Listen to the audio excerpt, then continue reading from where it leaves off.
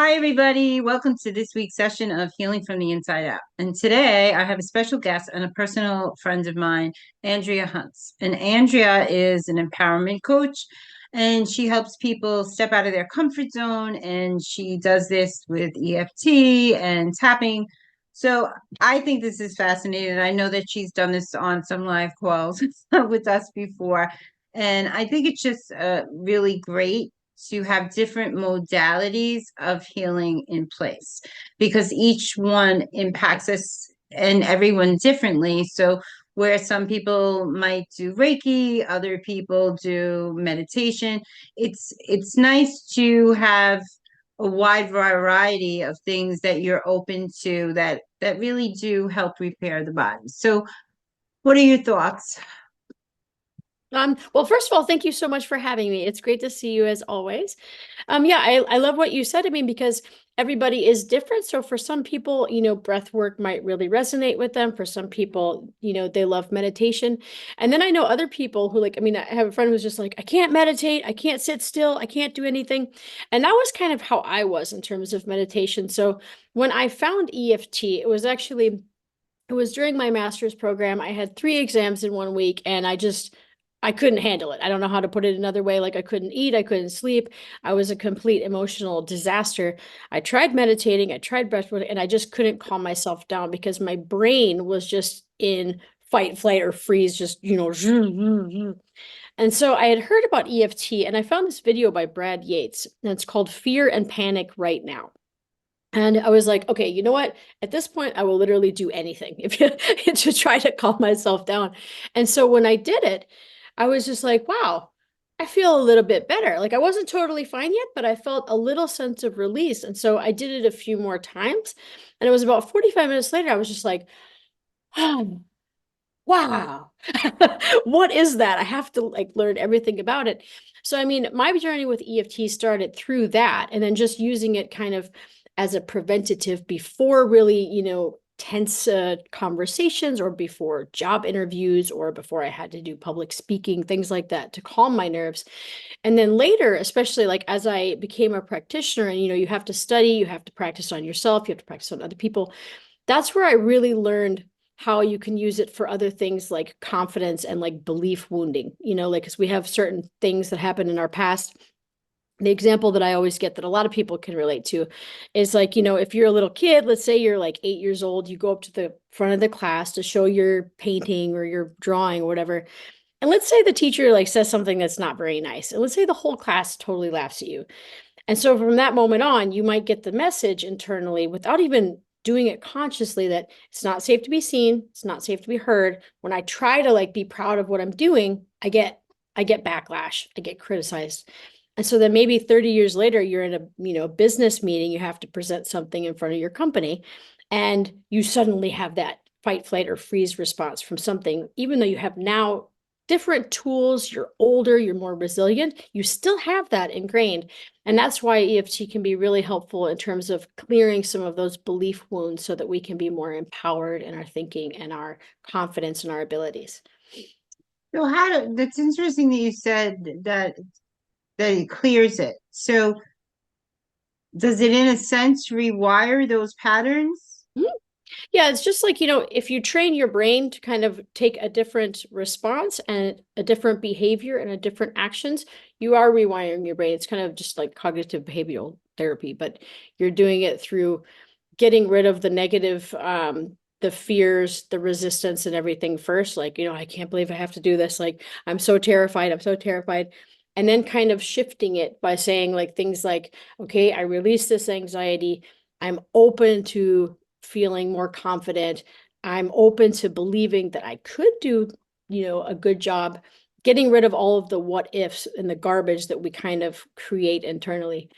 So you're reducing the emotional charge of the emotion that you have that's triggering you. I like that. What is your success rate like? Do you ever encounter someone who's just not open? Because you do have to be open to receive what someone's giving you, right? So, Sure. um, like if I'm working with a client who just doesn't believe she can do it, there's always going to be that resistance. So I think the question I'm really asking is how do you move them past that resistance? Tap on the resistance first. Like, even though this is all BS and I don't even believe it, I deeply, completely love and accept myself. This isn't going to work. This is stupid. I don't want to do it. You move through that. And you start with that, first of all, to kind of get them in the space where, okay, you know what? I could just be open. What does it hurt to be open? What does it hurt to try something new? What I've been doing hasn't been really working. So what do I have to lose? And once you've kind of got somebody shifted into a more open space where they're telling their brain, they're telling their nervous system that it's okay to try something new that might be helpful, then you can get them that. I mean, if they're flat out refusing to do it, then you can't really do anything about that. You know what I mean? People have to be open to change and that decision. So you also live, I guess it's a nomad life. Can you tell me a little bit about that? So, because I think the audience likes to know the person behind the scenes. So, what is your life like on a day-to-day basis? So I'm kind of what I call it an expat nomad because like people know the word digital nomad and people know the word expat. And generally, like I've been living outside of the US full time for almost 18 years, but I've lived in also 6 other countries outside of the US, like China, Germany, Italy, the UK, Mexico, Argentina. Can't remember if I got all of them. And so what's nice now is that like I'm based in Germany most of the time, but like I go to Spain in the winter a lot of times, and then in the summer I'm in Albania. So I can basically be based from anywhere, but unlike most digital nomads who just have no home whatsoever, like I did that in my 20s. I don't I need something a little bit more stable now. I want an address and a home and like a bed. And so I have the flexibility to leave when I want, but then, I also have the comforts of I have friends here, I have a life here, I have, yeah, everything that I've set up and created for myself here after 12 years, but it's flexible in terms of my location. I can go to Spain for 3 months if I feel like it. That's great. Because I I mean, hate it so much. Like but I love the sun. what got you on that path? So it started, I mean, basically, I'm from Minnesota. So if anybody has gone to Minnesota in the winter, you might understand it's a little cold. I've never been somebody who really liked cold and ice and snow. And so I decided that I would save up a bunch of money after high school and I would travel. So I saved up enough money for 2 years. So I went to Mexico. I also did some volunteer work in the UK. And that was really my experience of seeing the world. And kind of once I had gotten out of the US, I just wanted to explore more. I loved South America and Europe. While I was in university, I got to do study programs in Rome and in Buenos Aires. And so I really haven't stopped. I mean, I think I haven't been to, as many countries as other people, but I've been to around 40. And I always wanted to kind of stay in the country longer so that I could have the experience of living there. You have a local bakery, you have a local barber shop and things like that, instead of just coming through for like a week as a tourist. It's very exciting. I do want to travel more. I haven't traveled nearly as much as I like to, and I think the world is such a beautiful place. So I'm looking forward to doing more traveling now that I'm older and I have more time available. So in your business, what are some of the highlights of your business? When I look at some of the clients I helped, there's always one or two that stands out. Can you think of a client that you feel like you really changed the trajectory of her life? Well, I mean, like each one has their own story. I would say that one story really did stand out to me in terms of like it was somebody who wasn't so familiar with like personal growth and especially EFT. And they had attended a workshop of mine on limiting beliefs and on tapping. And this was what kind of gave them the idea that maybe they would want to work with me further. And they had had an experience in high school that they felt very, very ashamed about. And they had carried around, they had gotten in a fight with a friend. They had, not talked to this person again. They had lost contact because this was, before you could go find people online. And they had carried around this guilt for a really, really long time. And because of it, it was affecting their sense of worth and what they thought that they deserved in life and their happiness and everything like that, because they've been carrying around this burden and this guilt. And we did one of the EFT techniques where you can start by just kind of talking about the story, and you keep kind of checking in at different points of the story to see, where they are in the intensity levels, like 0 to 10.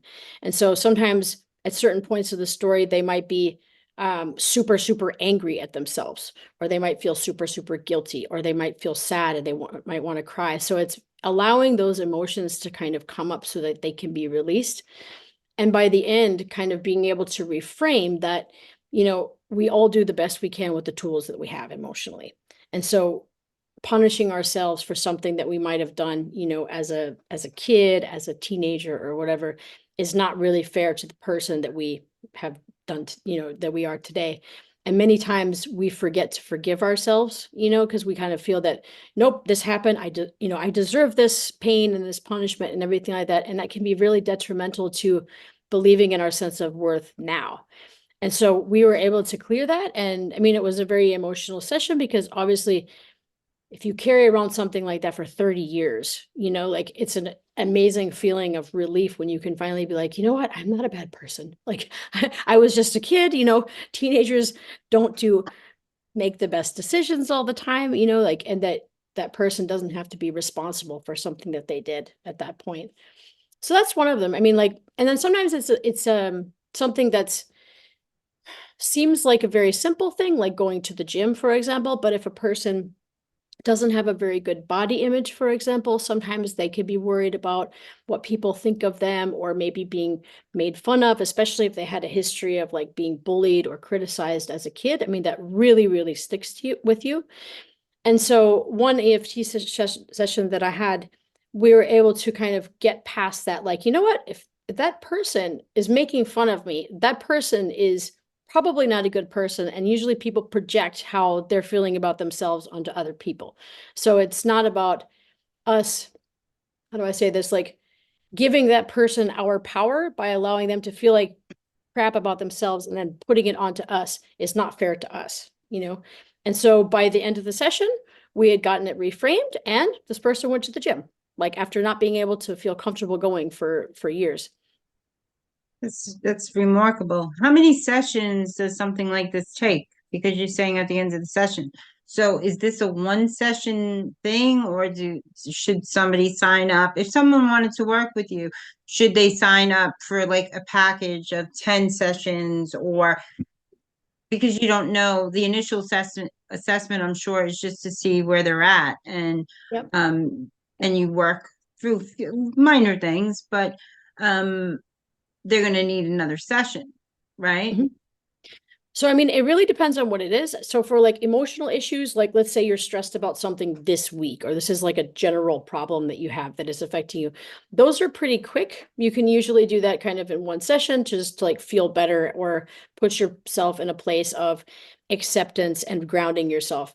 But the things that have to do with belief woundings and past things, that's usually more than one session, because if you think of your core beliefs as like, an onion, we have this belief about ourselves, maybe that like we're not good enough, or maybe we deserve bad things or something. And then as we have that belief, we kind of go around in our life and more things happen to us, or we perceive things in a way that validates it. So we have all of these little layers like an onion peel. So you Makes have to kind sense. of peel back some of the layers. And sometimes in one session, you might be able to get a few of them. And sometimes, you might need, I mean, for a belief, you usually need a few sessions. But in terms of like, there's a really good procrastination session that I do, and it might not solve the whole internal problem of like, let's say you don't feel good enough or you fear criticism, but it can get you to take that first step that you just haven't been able to do because maybe you're struggling and you're like, oh my God, like I made this website and I can't push publish because I know my friends are going to see it. I know my family's going to see it. What if they don't take me seriously? Who do I think I am? Those kind of things, sometimes you can just be like, all right, so that they take the action. But usually my sessions I do little packages of 6. What And then about someone like me who's a a habitual procrastinator? I am. I just since I was a child, I would like wait till the last minute. Like if there was a test coming up, well, school was easy for me, so that's not a fair example. I would study like right before the test. So like an hour before, so it was Oh fresh my in my gosh. mind. Yeah, I never stressed and I always aced every exam. But generally things that are important to me that I'm not sure of yet. Like I haven't found that place where they fit yet, how they align. I keep pushing them off. Hmm. And I don't know if that's just because I'm not sure how that's going to fit in the bigger picture of what I'm doing, but I find myself procrastinating. I met with a psychologist this morning. She did a show with me, and I told her that I get that butterfly syndrome, and I start looking everywhere but where I need to look. Like, keep your eyes on your own paper, because Yeah. um, or that the job is just I'm not, I always perceive it as being a bigger task than it is. And then when I do it, I'm like, oh, wow, that was easy. Hmm. Yeah. You know, like I'm beta testing on a platform that is going to be like the bee's knees of platforms. And I know we're going to get started and start uploading stuff and, checking it out because we're working collaboratively as a team to check it. And I'm like, I'll do it later. I'll do it later. But I'm gonna get my butt. I'm gonna get my butt in there, but I have to make sure that other things are done too. Um, so yeah, so I would need a lot of sessions then, huh? Well, it depends. Usually with the procrastination one, you pick one topic. So like you wouldn't address the whole issue of procrastination like in your whole life. You would find like, okay, why am I not doing this? Okay, is it a resistance that's coming up? Is it a fear? Often what people don't realize is even perfectionism can be a form of procrastination, because it's like, no, I'm not quite ready yet. Like it's not 100% perfect. Or what if I make the wrong decision? Like the self-doubt creeping in. And so once you figure out what it is that's holding you back from doing it, then it's easier to clear it so that you can actually take the first step forward. I like that. Oh, I know what it is. I know exactly what it is, but but that's just not so let me give you an example. Like when I first came out online, I wouldn't push that send button on the live, like, or I'd send it and then I take it down. They must have Yeah. thought I was crazy. Where'd she go? Yeah. Because I would publish and unpublish and publish and unpublish. I've never liked being the center of attention. So Hmm. I don't I think that's why I started interviewing other people because I could meet people because I love forming connections. But it's hard for me to be the center of attention. It always has, maybe Yeah. because I was the smallest in the family and never got any. I don't know if that has something to do with it, but too much attention makes me uncomfortable. Even at awards that I've won and stuff, I didn't want to go up to accept them. I'm like, can't they give them to me later? Yeah. Absolutely. I mean, people, especially who, like you said, if you're not used to that kind of like have the spotlight on me, it can be really, really intimidating to have that, like everybody's looking at me, and then like, what if I say the wrong thing, or like maybe I don't like this kind of attention because we're just not used to it. But usually you can tap on those kind of feelings like beforehand, because a lot of times with like stage fright, it's usually, what if I say the wrong thing? What if I trip and fall going up to the stage? Like, what if I babble on? What if I, do this? And once you've kind of got it all out of your system, then you can be like, okay, you know what? But like, what if it goes well? What if I feel super confident? What if I just am smiley and everybody loves me, and people are really grateful for what I have to share? Just that little reframing, because sometimes we exhaust our brain thinking of all of the possible scenarios that could go wrong instead of, the opposite.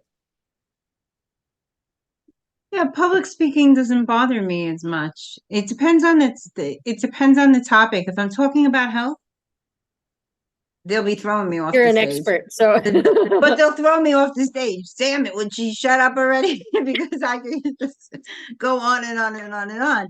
But certain things, or if I don't know what the questions are, like I met with a friend of ours recently, and she was doing a podcast, and usually I didn't know like any of the questions or that she'd be asking. So it wasn't something you could really prepare for like this. Mm, And um I don't know, I kind of felt like sounded like an idiot afterwards because that was great because she asked me about a transformation that I was happiest with, right? So I do health, but the transformation was more inner work that she mm, had achieved, that she mm. achieved that confidence in herself to actually do the work, you know, more so Yeah. than the rest of the journey. But for me, like I always assume people know what I'm saying because it has meaning to me. So I knew that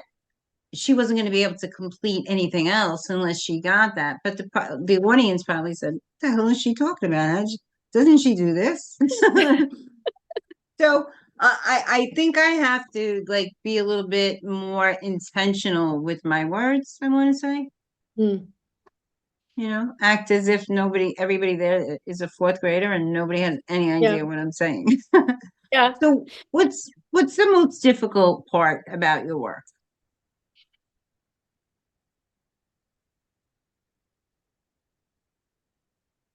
I don't know. I think probably the most difficult part is trying to, because sometimes people don't always know exactly what it is. And so you have to ask a lot of questions and kind of see if you could like dig around. And sometimes when it comes to healing, like you have to know which questions to ask so that you can dig a little bit deeper, even if they don't know that that's where they need to go. But I mean, I don't think I would necessarily say it's difficult because I think the right things come out at the right time that you need to deal with. You know what I mean? Even kind of subconsciously, people will say little things, and you're like, "Oh, what was that thing you just last mentioned?" That little throwaway comment, like. Um, so I don't know if I would really say it's difficult. I would say the journey of becoming an EFT practitioner at the beginning, it was very difficult because I wasn't even sure, you know, if that was something that I could be good at, like a few years ago, like 4 years ago when I started this. And then it was actually kind of cool because learning that a lot of the same things that I struggled and got to move past, I could help other people with that was probably the most rewarding thing because I could be like, ah, yes, I know that feeling. This is how I handle it, and this is, how we can deal with it. So I don't know if I would really say that there's like I mean, having your own business is definitely that was a big learning curve for me. I mean, I always kind of came from like, working in the office, like 40 hours a week, and then becoming a freelancer and having my own company was definitely the learning curve. But I think that's a learning curve for everybody. I think you're right on track with that. yeah. I think that owning your own business is very difficult because you have to really believe in yourself. Mm, You have to come from that place of knowing. But I like that you said that things come up when they need to. I think yep. that in life we get to certain places when we're ready. Absolutely. So even that disconnect I was talking about earlier, maybe part of me senses that it's not time, it's not ready. Or maybe I'm just enjoying being a procrastinator. Yeah. It is interesting though, because I think one of the things I think we do learn along the journey is trying to tell the difference between like, is it my intuition that would like me to wait on this, or is it my intuition that would like me to go in another direction or whatever, or is it me like self-sabotaging myself? And I think it's not always easy to tell. Do you know what I mean? Like it's something that definitely, as you kind of get to know yourself better and you understand your habits and your beliefs and your behaviors, then you can be like, this feels kind of like when I did this one thing, and and then you can kind of catch yourself, I think, a lot easier. Yeah, I know where those behaviors are. It's just getting past them. So it's old habits die hard. I help people with habits all the time, and what I find that works is replacing it, like with the EFT, because that is essentially the same thing. I have to replace the good with the bad, even when I Mhm. was on that journey. I Yeah. also find that most of us do help most of the people that are online teaching, educating, helping, coaching, whatever anyone wants to call it, it's usually something they've overcome. And Yes. because how it impacted their life, they feel that call to help someone else, you know, Hmm. because And we that's the all most have rewarding those. part. I'm sorry, say that again. I was just saying that's one of the most rewarding parts, when knowing that you were able to help somebody overcome something that you were able to overcome, or to make that shift.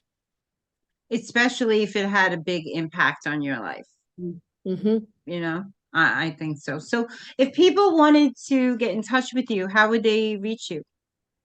So I'm all over social media, like as Andrea Hunt, Living Deliberately Today, EFT empowerment coaching for a better life. And also my website, to keep it short and sweet, is www.dreahunt.com, DREAHUNT.